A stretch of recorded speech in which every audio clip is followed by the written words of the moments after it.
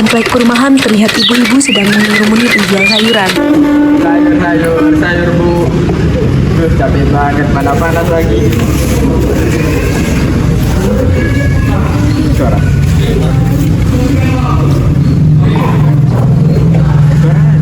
Seperti biasa, ada Bu Aulia, Bu Rika, dan Bu Anis yang sedang berbincang sambil memilih sayuran.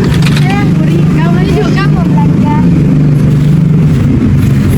Halo ibu-ibu. Hai Bu Anis. Ya. Ya bu, silakan lihat dulu.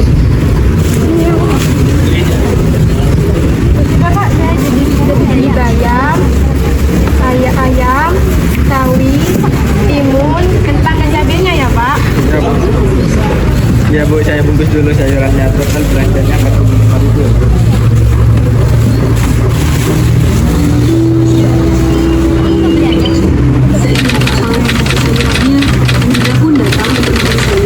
Halo ibu-ibu. Bu Dina, apa kabar Bu? Alhamdulillah baik Bu. Wih, udah besar ya Bu kandungannya? Udah berapa nih? Ya Bu, sudah 8 bulan. Sudah tahu belum jenis kelaminnya Bu? Masih belum tahu Bu, insya Allah hari ini saya USG.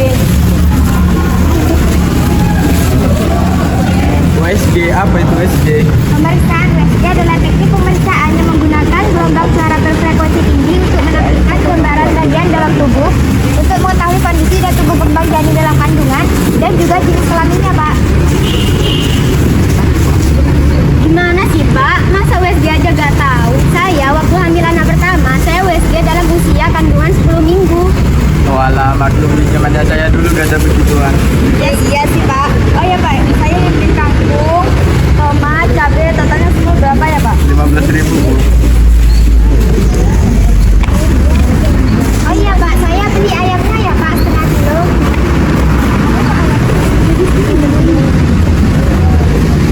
Berapa ya Pak? 20.000 bu. Bentar ya Pak. Ini Pak uang. Ini Pak uangnya. Pun pergi sambil membawa mesin-mesin belanjanya. Oh ya ibu-ibu, saya duluan dulu ya. Takutnya anak saya nangis. Ya Bu.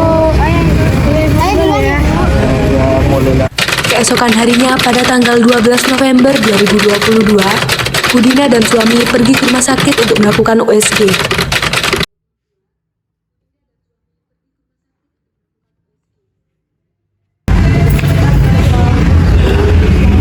Pagi, selamat pagi juga Ibu. Mari silakan duduk. Dengan Ibu siapa ya? Minawati. Kalau boleh tahu ada keluhan apa yang selama ini dirasakan? Kalau keluhan tidak ada sus, tapi kaki saya bengkak itu kenapa ya sus? Oh, itu tidak masalah Ibu, itu umum terjadi dan tidak berdampak buruk kepada Ibu dan janinnya. Saya periksa dulu ya tekanan darahnya.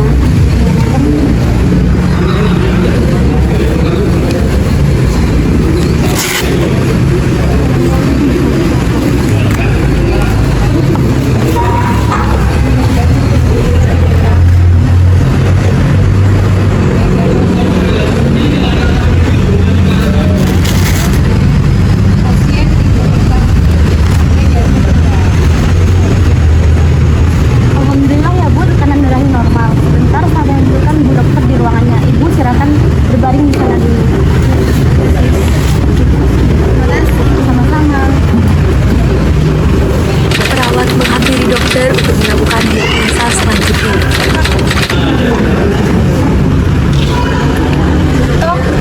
Dok, di luar ada pasien yang ingin USG atas nama Bu Dinawati. Ini berkasnya. Baik, saya periksa dulu ya berkasnya.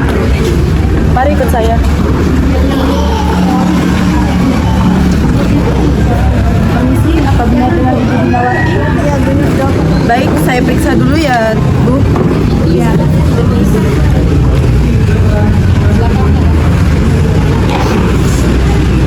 Baik, Permisi, saya luruskan dulu ya Bu. Dokter dan perawat pun melakukan pengecekan. Kemudian dokter memberitahukan hasilnya.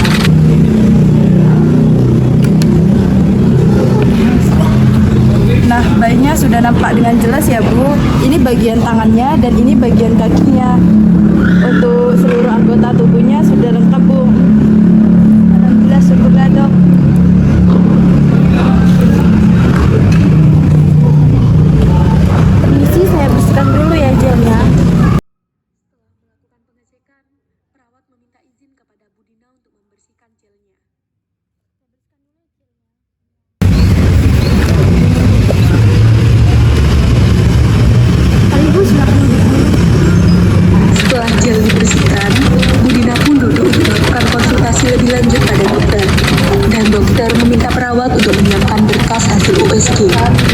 berkas hasil USG hari ini ya. Baik dong.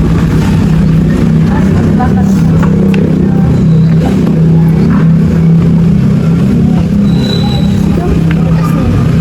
Baik, terima kasih Sus. Saya mau bertanya, apakah benar untuk usia kandungannya sudah 8 bulan kan Bu? Ya benar dong, 32 minggu. Kira-kira HPL kapan ya deh? Sekarang tanggal 12 November, jadi untuk HPL-nya kisaran tanggal 22 Desember Bu. Oh, bulan depan ya dok? Iya, benar sekali. Kalau begitu saya pamit pulang. Ini berkas hasil USG hari ini ya. Tolong jaga baik-baik. Begitu saya pamit pulang dulu. Terima kasih dok. Ya Bu, sama-sama, dan jangan lupa untuk jaga pola makan dan istirahatnya ya Bu. Budina dan suami pun pulang setelah melakukan konsultasi dan menerima hasil USG. 1 tahun kemudian, terjadi perbincangan tentang KB antara Budina dan Burika di teras rumah Burika. Burika yang sedang menyapu halaman rumahnya dan Budina yang sedang melewati rumah Burika, dan kemudian Burika menyapa Budina. Hei Bu Rika, dari mana Bu? Bu, saya datang dari belanja Bu. Oh iya Bu, sini Bu, mampir duduk dulu. Ya.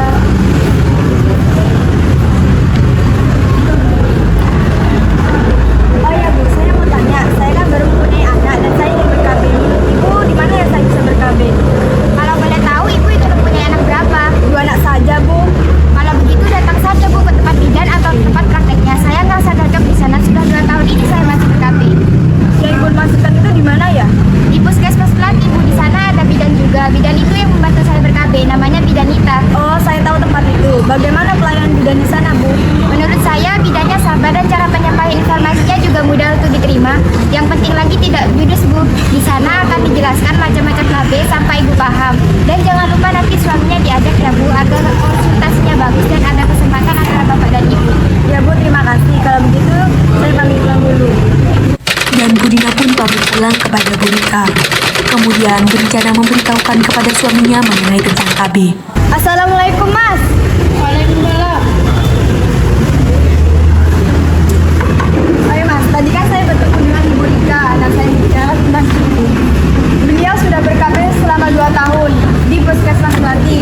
Bagaimana kalau kita ke sana juga? Besok aja ya kan, lagian juga besok Mas libur. Ya Mas, lebih cepat lebih baik. Ya, Mas juga pengen tahu apa kata Bu bidannya. Ya Mas, saya juga ingin mendengar detail kekurangan dan kelebihannya. Iya. Mereka pun setuju pergi ke puskesmas terdekat untuk konsultasi penggunaan KB. Keesokan harinya, di Puskesmas Melati ada seorang bidan praktek beserta perawatnya. Pada hari itu, sekitar jam 9 pagi ada pasangan suami istri, yakni Pak Denny dan Budina.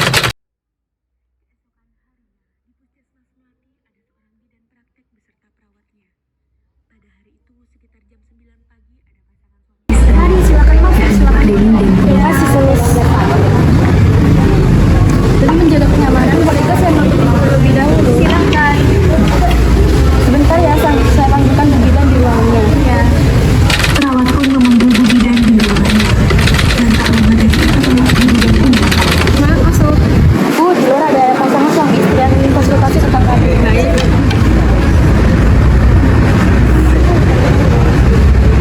Halo, selamat pagi Bapak. Ibu Bapak bisa apa ada yang bisa terbantu? Alhamdulillah, baik. Dalam kunjungan kali ini, apa yang bisa saya bantu ya? Begini Bu, saya kan baru nah, saya ingin ber-KB. Oh begitu, jadi begitu Bapak, Ibu. Saya di sini sebagai petugas kesehatan yang bertugas untuk memberikan pelayanan kesehatan kepada masyarakat, termasuk kepada Bapak dan Ibu. Maka dari itu, apabila nanti saya bertanya mengenai privasi Bapak dan Ibu, saya harap dijawab dengan jujur dan tidak bersungkan. Karena ini akan berkaitan dengan apa yang akan saya tanyakan kepada siapapun yang berbicara dengan saya. Dan di sini rahasia Anda aman dan terjamin. Baik, terima kasih. Untuk sebelumnya, Ibu menggunakan KB apa ya? Saya menggunakan KB kalender Bu, tapi kami masih khawatir akan terjadinya kehamilan. Oh, sebenarnya pilihan Bapak dan Ibu itu sudah bagus. Memang benar, KB kalender itu tidak ada efek sampingnya. Tetapi KB alamiah ini tidak dapat sepenuhnya mencegah kehamilan. Karena ada beberapa faktor, baik dari faktor Bapak dan faktor Ibu. Kalau menurut Ibu Bidan, kami harus menggunakan KB apa agar kami tidak khawatir dan efeknya tidak terlalu besar untuk kesehatan?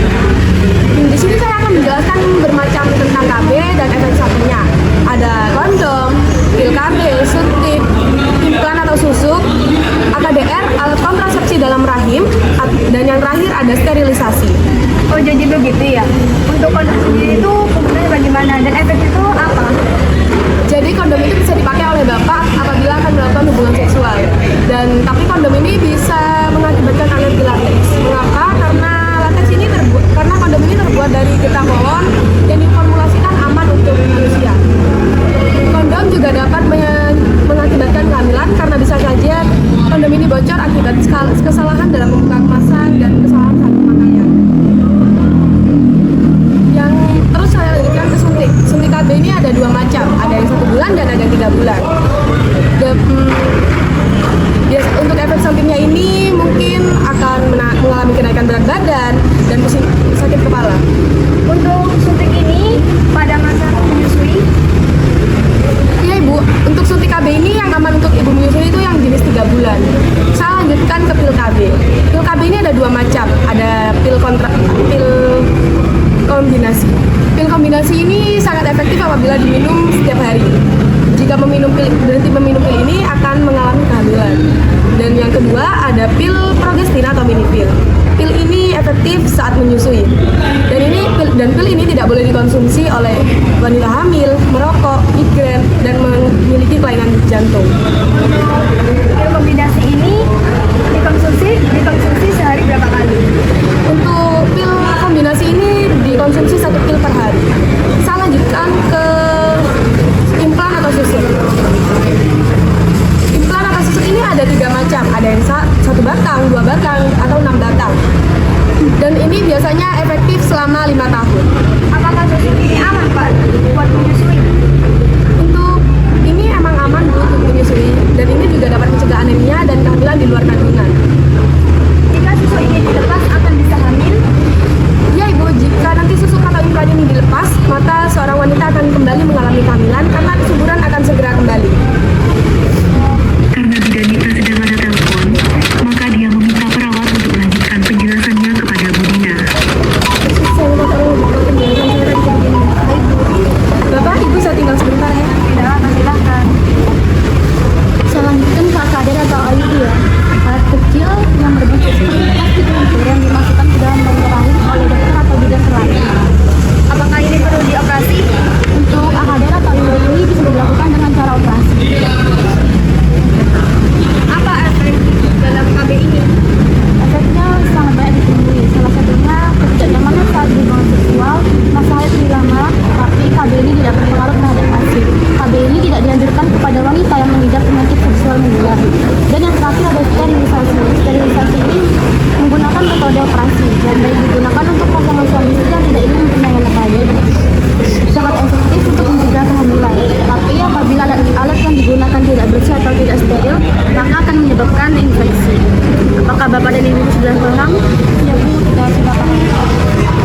Tidak lama setelah perawat menjelaskan, Bu Bidan pun datang untuk menanyakan lebih lanjut kepada Bu Dina dan suami. Baik, kisah selanjutnya Bapak dan Ibu akan memilih KB yang mana? Sebentar pun saya tanyakan dulu dengan Vanessa. Menggunakan KB apa? Kamu sendiri lebih nyaman pakai KB apa? Bagaimana kalau KB suntik saja? Ya kalau itu nyaman buat kamu, pakai itu aja. Kemudian kami memutuskan untuk menggunakan KB suntik saja. Alhamdulillah, kami tidak memiliki penyakit darah tinggi atau penyakit lainnya. Baik, berarti keputusannya itu menggunakan KB suntik ya? KB suntik ini menggunakan yang berapa bulan? Yang 3 bulan saja. Oh baik, berarti 3 bulan ke depan Bapak dan Ibu harus kembali ke sini lagi untuk suntik ya. Dan jangan lupa diberi jarak 1 minggu. Sekarang tanggal 1 Juni dan Bapak dan Ibu harus ke sini lagi tanggal 1 September ya.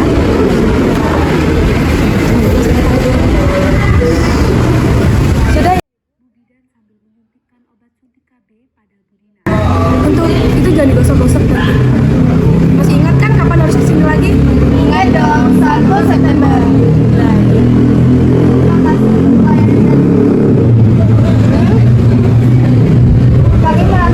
Kami sudah merasa nyaman untuk ber-KB.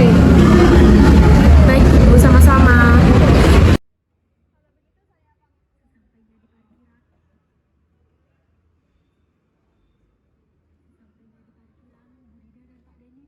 Sesampainya di parkiran, Bu Dina dan Pak Denny bertemu dengan sepasang suami istri yang merupakan teman lama mereka. Mereka pun saling bercebutan tangan karena sudah lama tidak bertemu. Pak Reza. Kami baru selesai ber-KB. Bagaimana kabarmu Pak Denny? Alhamdulillah baik. By the way, kalian ngapain di sini? Kami ingin suntik KB. Oh, ini istri saya baru saja melakukan suntik KB. Oh iya, kami masuk dalam dulu ya.